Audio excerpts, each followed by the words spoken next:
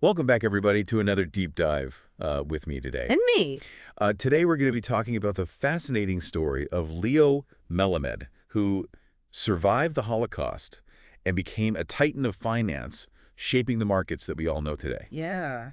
Our main source for this is a conversation between Melamed and CNBC's Bob Pisani, Right. moderated by the Museum of American Finance. It's a good one. It's an incredible story. Yeah, it is. You have this man who went through just unimaginable adversity as a child, you know, escaping Nazi-occupied Poland, and then using that experience to fuel him and to build stability and opportunity in the financial world. It's incredible, really. Yeah, and imagine being 7 years old, fleeing from your home, crossing continents.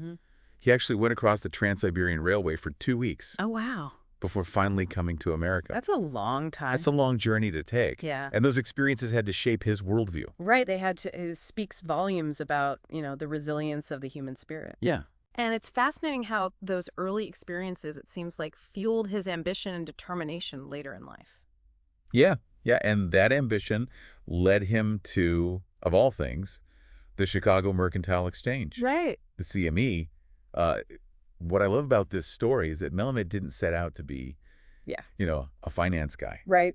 He kind of stumbled into He it fell into it. by accident. Yeah. It's almost comical when you hear him tell it. Yeah, He thought that a runner was some kind of legal clerk position. right, Little did he know that he'd be sprinting across the chaotic trading floor of the CME. right. And back then, this was during the open outcry system. Yeah. The traditional way of trading before computers took over. All the hand signals. Yeah, I can just picture him showing up for his first day, expecting, a quiet office, Right. and instead finding himself in this whirlwind of shouting and hand signals. He must have been quite surprised. Yeah. But the interesting thing is that Melamed wasn't repelled by the chaos. He was instantly captivated by it. And I think he described it as love at first sight. He did. He really did. Yeah. And it wasn't long before that love affair turned into a remarkable career. Right.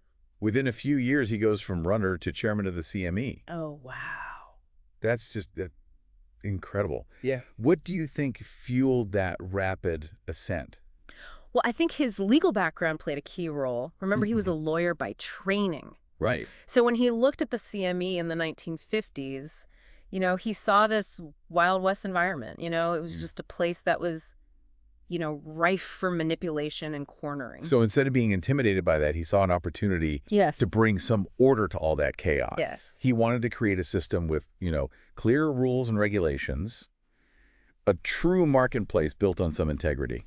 Exactly. He saw the need for a rule of law on the Yeah. trading floor. And this wasn't just some abstract legal concept to him. He understood the real-world consequences of a lack of regulation. Yeah, and there's no better example of that than the infamous onion debacle. Oh, yeah, that's a classic. Right. It perfectly illustrates the dangers of an unregulated market. Back then, you had speculators that were driving up onion prices artificially, causing these wild swings Right. and squeezing out these legitimate businesses. Sounds crazy. It does sound crazy, but, it led to a congressional ban on onion futures trading. That's incredible. It just goes to show you how important it is to have a solid framework in place. Right. Otherwise, things can spiral out of control. Melamed really seemed to understand this instinctually. Yes. And his lawyerly perspective Right. really gave him the tools to start building that framework Yes. at the CME. Mm-hmm. So he's taming the Wild West of the trading floor, Right. bringing order to the chaos. But then he takes things a step further. A step further. He doesn't just want to regulate these existing markets. Right. He wants to create something entirely new. Yeah, that's where his vision for financial futures comes in. Okay. And this is where things get really interesting. Okay, I'm hooked. Tell me more about this revolutionary vision. What exactly are financial futures, and why were they such a big deal?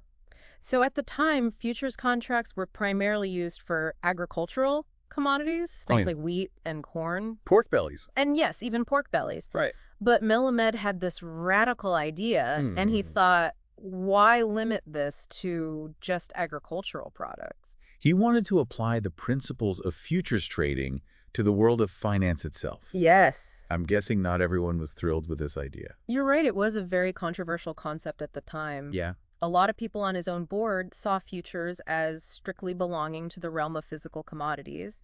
But Melamed saw the bigger picture. Right. He was already seeing the cracks in the Bretton Woods system, the fixed exchange rate regime that had governed global finance for decades. Right. And he knew that the world was moving towards a system of floating exchange rates, Right. which meant that businesses would face a whole new set of risks. Right. They would have to manage all this currency risk. Exactly. And those risks needed to be managed. Right. That's where Melamed saw the potential for financial futures. He believed that businesses would need a way to hedge against fluctuations in currency values. So he has this big idea to help businesses manage this currency risk using financial futures.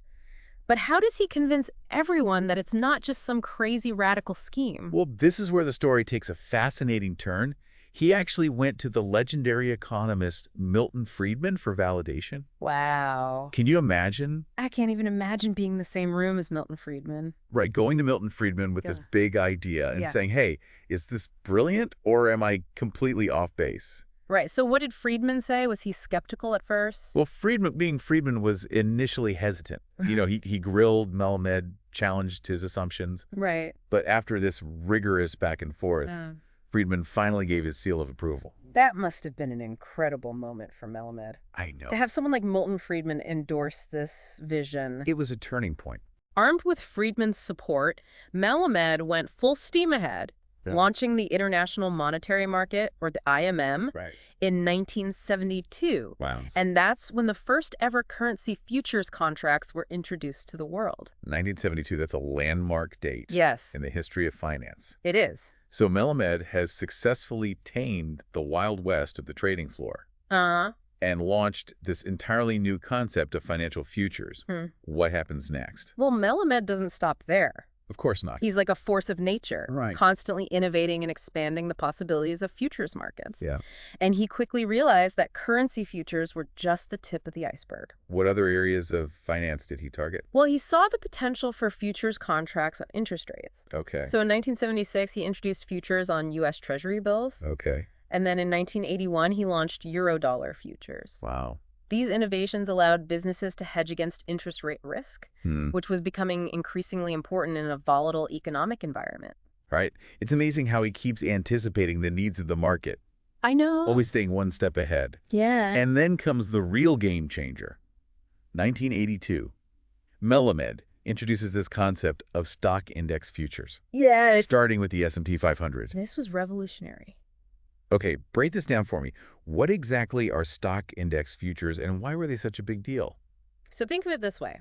Before stock index futures, if you wanted to bet on the overall direction of the stock market, you'd have to buy or sell hundreds of individual stocks. Right. That was incredibly cumbersome and expensive. Right. So for most investors, it was practically impossible to participate in broader market movements. Right. But with stock index futures, you could suddenly trade an entire basket of stocks like the S&P 500 with a single contract. So much easier. So much easier and cheaper for investors to hedge their portfolios. Right. Or speculate on market trends. Yeah, I'm starting to see why this was so groundbreaking. Yes. It democratized access to the stock market. Yeah. In a way that had never been done before. Yeah, and it wasn't just about access. Stock index futures also introduced a whole new level of efficiency and liquidity to the market. Right. And there's another crucial innovation that we haven't even touched on yet. Okay. Cash settlement. Oh, yes. I read about this in Melamed's memoir. Yes. Man of the Futures. It sounds like one of those small details that actually had a huge impact on the success of financial futures. Absolutely essential. Yeah. Before cash settlement, if you held a futures contract until maturity, you were obligated to physically deliver the underlying asset. Wait, so if you had a futures contract for, say, pork bellies, Yes. you'd have to show up with a truckload of actual pork bellies on the delivery day. That's exactly right. Okay. Now imagine trying to do that with an S&P 500 futures contract. Right. It'd be completely impractical. I can't even picture what that would look like. So how did cash settlement solve this problem? Yeah. Well, it's actually quite simple. Instead of physically delivering the underlying asset, you just settle the difference in cash. Okay. So if the value of your futures contract goes up, you receive the profit in cash. If it goes down, you pay the difference in cash. So much easier. Much easier. It seems like such a simple solution. Yeah. But it must have been a big deal at the time. It was revolutionary because it removed this major obstacle to the growth of financial futures, particularly those based on indices. Right. And this innovation, like so many others, was championed by Melamed. So he's not just coming up with these big ideas. He's actually pushing them through getting the regulatory approvals and making them a reality. Yes, he worked closely with the regulators, particularly the Commodity Futures Trading Commission.